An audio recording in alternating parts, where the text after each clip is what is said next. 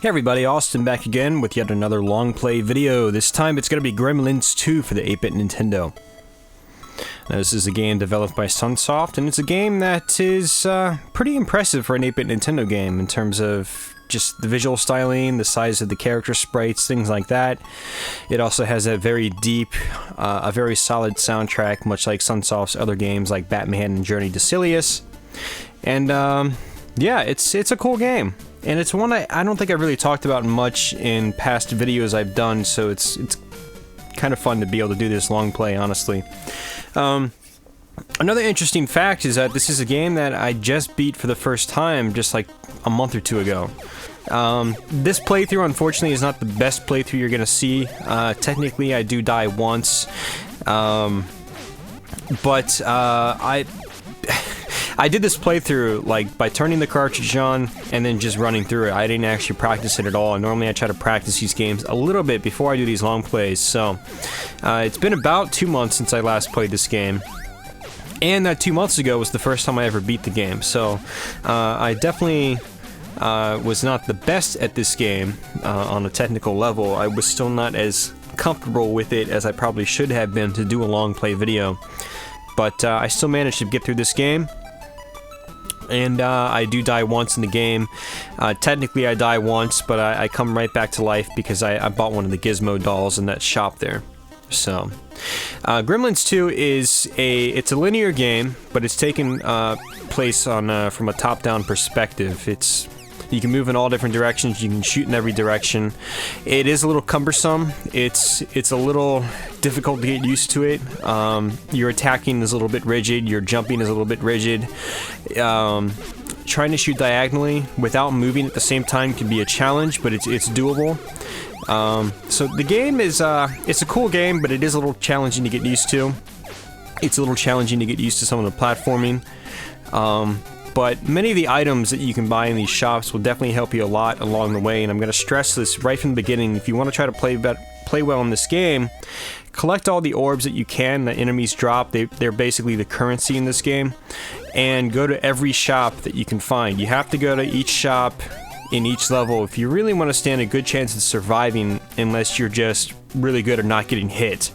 But the shops offer a variety of power-ups. For one, they offer the balloons, and the balloons will actually raise you back up from pits if you fall in them, and you'll get to hang on them for a little bit, and you can also sort of like fast forward to a farther part in the stage while still hanging on the balloon. I think you could do that 2 or 3 times with each balloon you buy, so very useful. You definitely want to grab those. Otherwise, if you fall down a hole, I think half a heart of life is taken away, or a full heart of life is taken away, something like that. So your life gets drained pretty quickly if you fall down holes. Another power-up that you can get from that shop is the pea canister, and what the pea canister does, it basically doubles your firepower. Now, you can't get that canister in the beginning of the game when you only have the tomatoes to throw, but you do get it, I think, from level 2 and on, or something like that. Level 3 and on. After you get your first weapon upgrade, which is up here, actually, not right here, but just a little bit further on at the end of the stage. So you definitely want to get those. The hearts, as you see right here, if you grab that, it'll extend your health bar.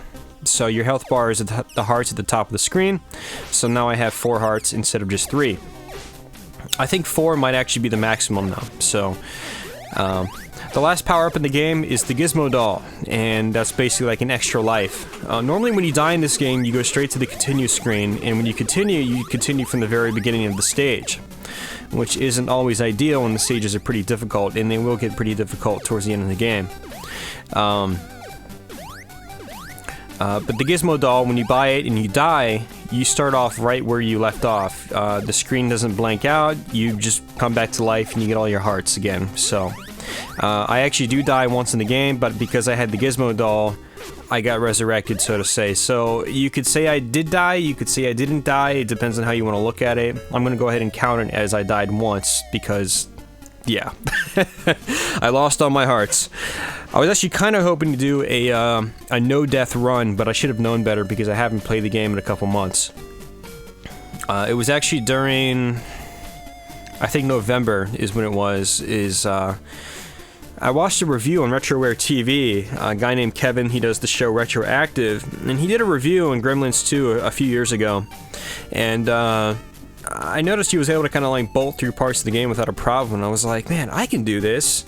It's a game I've always liked. You know, I like the gameplay, I like the graphical style, but I've never been able to beat it. I've always gotten far into the game, but I've never been able to finish it. And so his review actually kind of led me to, or motivated me to, go ahead and give this game another shot, try to play it seriously, try to make a conscious effort to get through the game.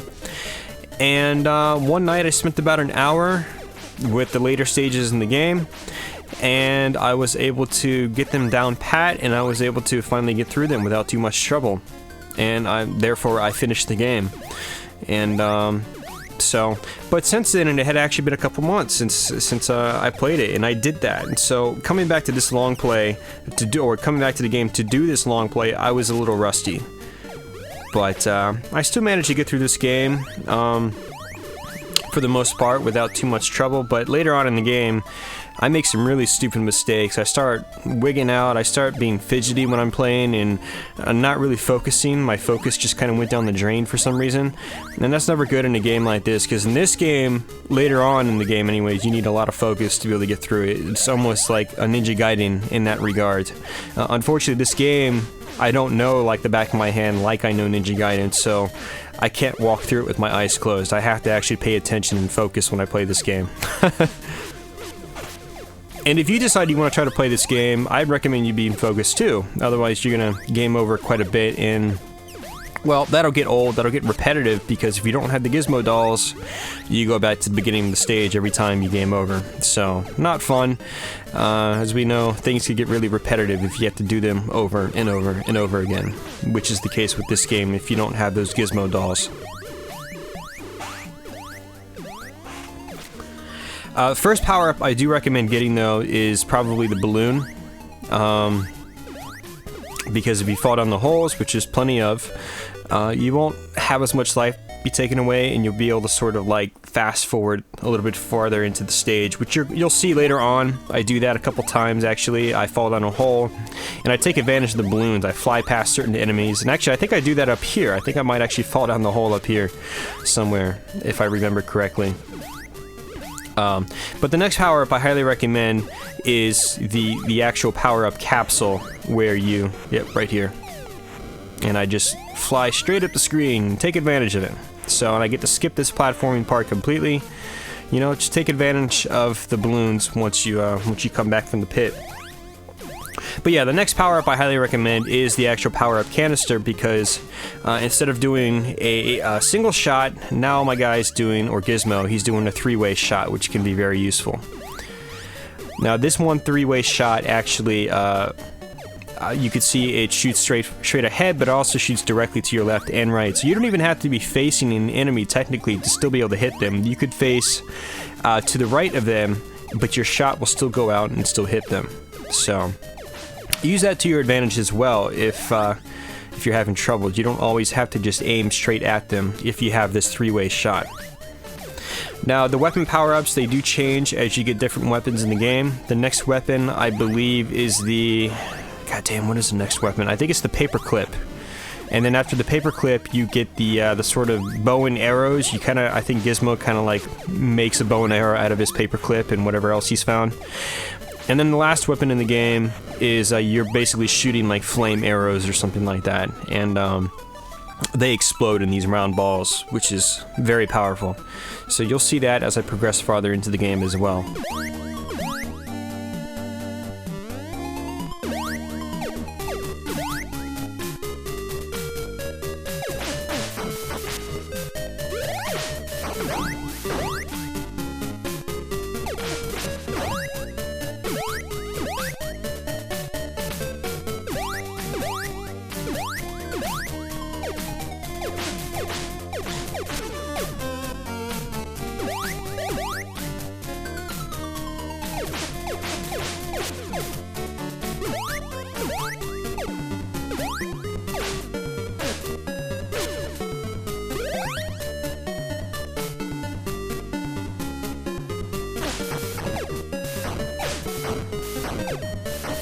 And one thing I wanted to mention before we get too far into the game is the soundtrack. And the soundtrack it's good and bad in my opinion.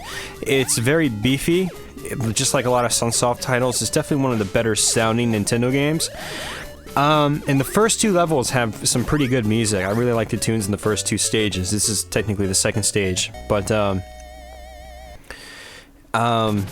the later stages in the game, the music isn't all that great in my opinion. I guess it kind of fits the game, but it doesn't. They're not really catchy like the first two tunes are. So, when I play this game, I tend to get the first two songs stuck in my head, or first two tracks. Technically, there are no lyrics. I get the first two tracks stuck in my head, but I don't get any of the later songs stuck in my head. That's just kind of how this game is. I think they really could have gone all out with the soundtrack and made like a completely badass, memorable soundtrack, but really to me, only the first two tracks are memorable. Of course, other people might feel differently because they have different tastes than myself, but that's how I feel. So here we go. We got the first boss. He's not too difficult, just he keeps bouncing all over the place. Just, you know, don't sit right on him, otherwise he's gonna hurt you. You don't have a lot of invincibility frames or anything like that when you get hit in this game, so if you get hit, you want to pretty much just run away. You don't want to stick and stay on top of enemies. It's just not going to do you any good, so...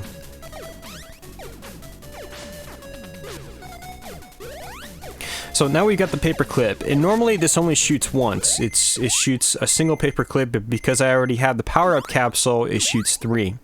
So this is why you really want to have the power-up capsule by this point in the game, because it's a little more challenging to be able to hit these guys with just a single shooting paper clip. Okay, it's so much easier when you have a spread shot. Just think back to games like Contra. It's just the spread shot in that game made it so much easier, and that's basically how every other two-dimensional game works. Spread shots make life easier. So definitely make sure you have the power-up canister. If you didn't have it before, make sure you get it now. It'll make life a lot easier. And I forgot to mention that last little canister I didn't mention. It was like a heart canister, and that actually just replenishes your health. So those are also good as well, and I think that's what I bought. Nope, and I fell down again. And I did not have any more balloons, so I lost a nice chunk of life there. So basically, this is where the game gets pretty tricky. You start to have to really getting creative with your platforming, where the game makes you get creative with your platforming. And if you didn't notice, you can control your jumps in this game, which is nice. This game would have been extremely frustrating if you cannot control your jumps, so it's great that Sunsoft gave you that option. There are parts in the game, actually, where you really need to be able to control your jump. In this part right here, make sure you jump through the center. You notice there are walls there. It's really kind of hard to pick them out if you're just kind of bolting through the game really quickly, so if you don't jump straight in the center, you'll actually hit the spikes, because you'll basically face plant into the wall. But and this part right here, you actually want to go up on the left-hand side. I actually go up on the right just to kind of figure out what's over there, and I kind of get stuck. And so this is an example of being able to control your jump, though. I was able to sort of like wiggle my way around that while being in the air, which is pretty cool. So it's an example of what you can do with controlling your jumps in this game. And this is where things get especially tricky. Now you've got the sort of conveyor belt type platforms. They move and they move you along, so you've got to be really careful with your jumps, and you've got to be really patient with your jumps.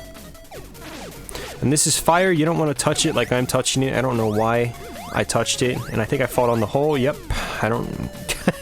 This is where I start losing it in the game. The pressure is on by this point, because you've got to constantly be jumping. You got to constantly be focusing on what your character's doing. Otherwise, you know, you're gonna die. You're gonna get hit. So.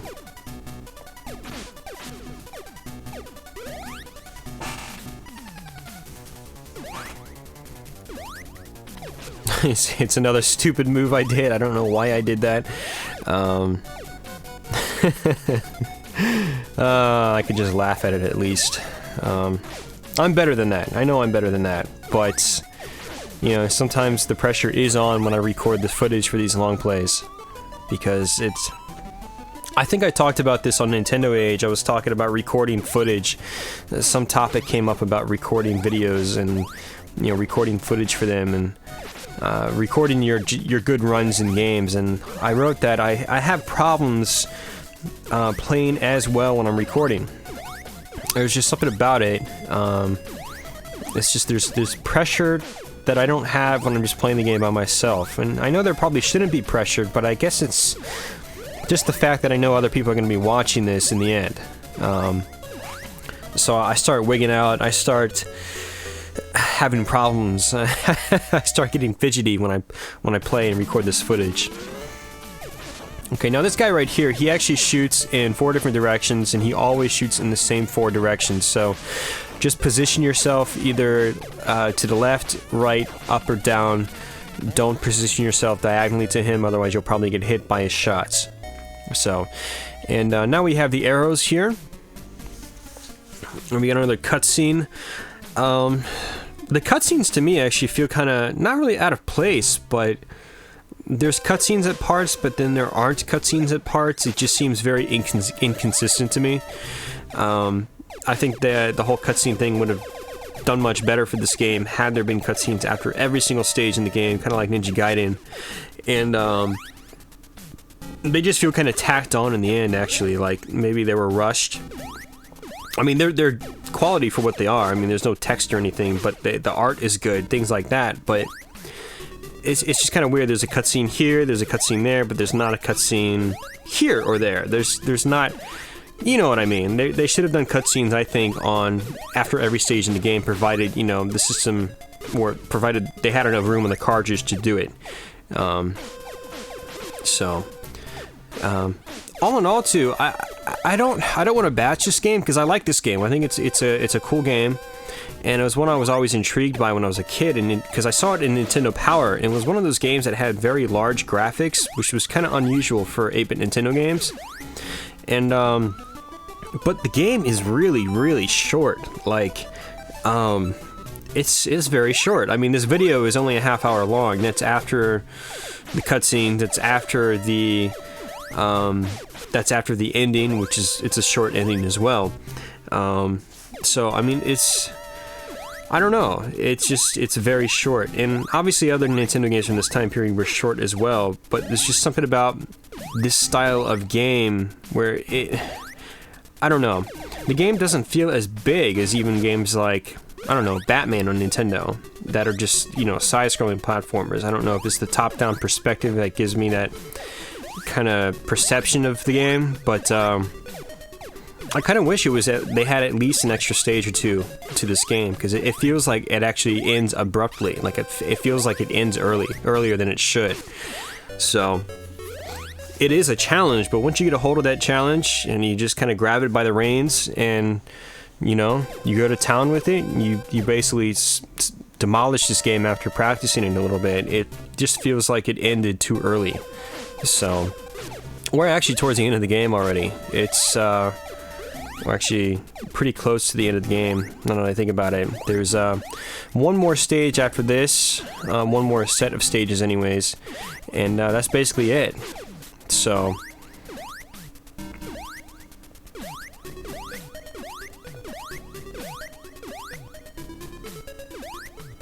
and there I am playing stupid again, and I die, and then I come right back to life because I bought the Gizmo doll.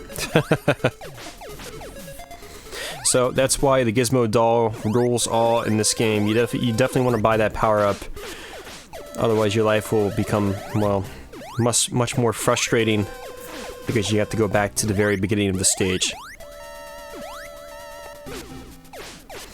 And now you can see my shot, it's spread out in a 5-way shot. Jeez, I fell down again. That's exactly why you want that power up, because, you know, your shot would not spread nearly as much if you didn't have it. So the P shot only upgrades once though, so you know, I'm basically maxed out my firepower right now. There's no larger spreads or anything like that, so just buy it once and that's it, and provided you don't game over, you don't have to buy it again.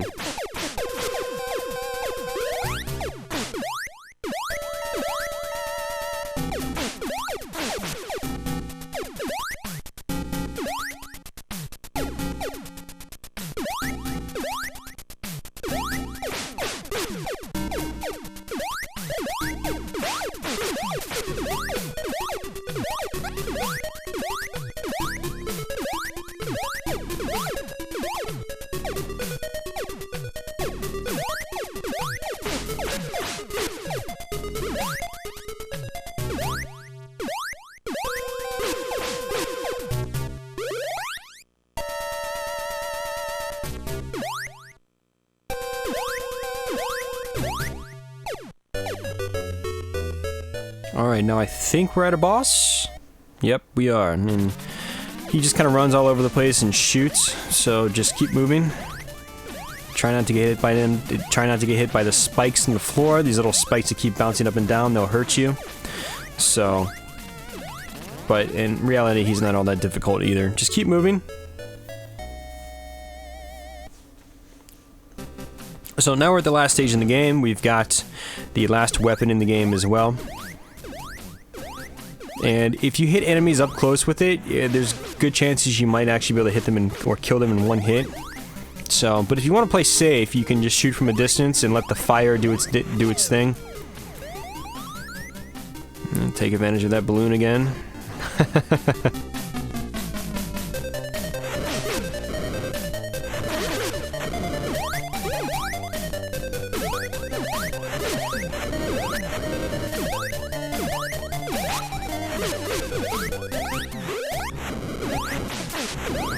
Now be careful when you jump through this, not this one, but this next jump coming up. There's actually a green hand that comes out, so yeah, just watch out for that. Shoot that in advance, it'll make your life easier. If you jump, you'll probably get hit by it if you haven't killed it, so I have made that mistake before, jumping too quickly, because sometimes I like to just rush through these games and not really think too far ahead, so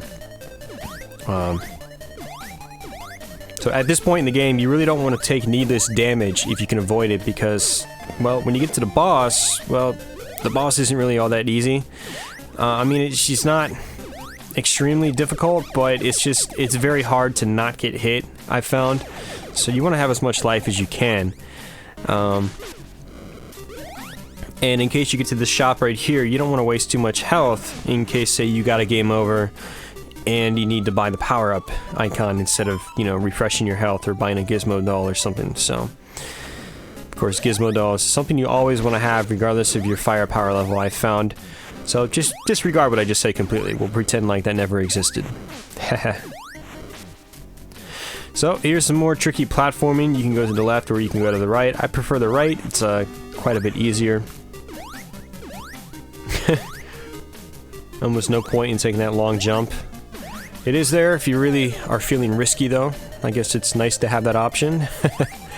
Sometimes I'm feeling risky in these games, and I like to take the harder routes, so it's nice that I guess they give you a choice. But these next few parts are kind of hard enough as they are, so keep jumping, otherwise you'll hit the fire. So, is this the boss? I think this is the boss. Yep, we're at the final boss in the game, guys. So she comes flying down the screen. I'm assuming it's a she. Could be a he.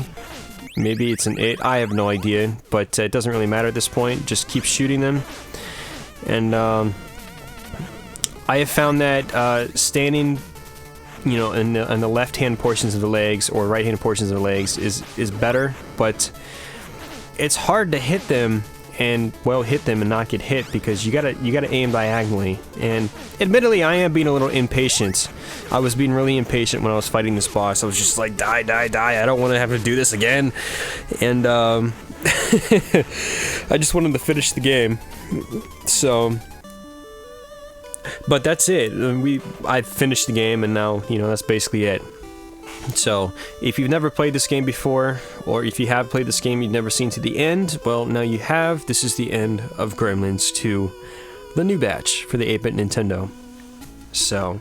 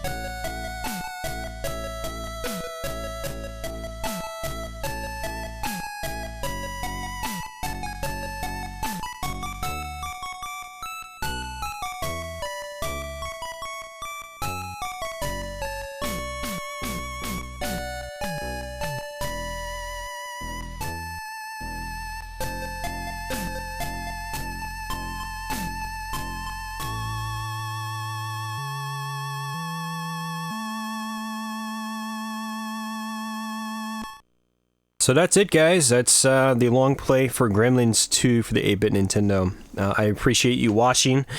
This video was actually shorter than I expected it. The footage only lasted about 25 minutes, which is... wow, you beat this game in 25 minutes from start to finish.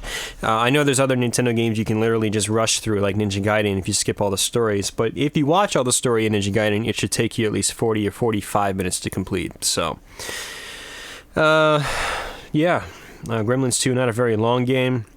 It is challenging, so hopefully I've been able to provide you some tips in order to succeed at the game. If you're having problems with it, really there aren't that many tips to give out. It's just be patient, be good with your jumps, get to the very edge of a platform before you jump, because you don't jump all that far. Make sure you have the power-ups, be well equipped basically, and be patient. And play smart too. Don't just run after enemies, let them come to you, because some enemies will just chase after you. So just, if an enemy's chasing after you, run back a little bit and then attack them and then move on. So that's basically the game, guys. I want to say thanks for watching, and I want to say thanks for subscribing. And yeah, I'll be back with some more content sometime soon. And for those of you guys that might be watching this from implantgames.com, I'd like to say welcome. This is sort of a new addition to the website, implantgames.com. We're going to be hosting some more of these long plays in the future. So, yeah. With that, guys, I'm out. Take care.